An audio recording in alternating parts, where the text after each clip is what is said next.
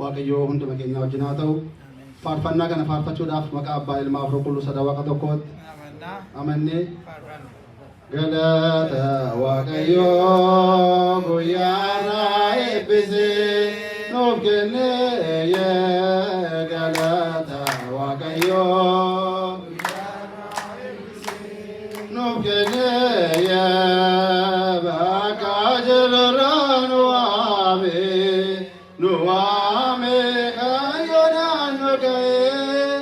bakka jirurraa nu waame kaayyoodhaan nu ga'ee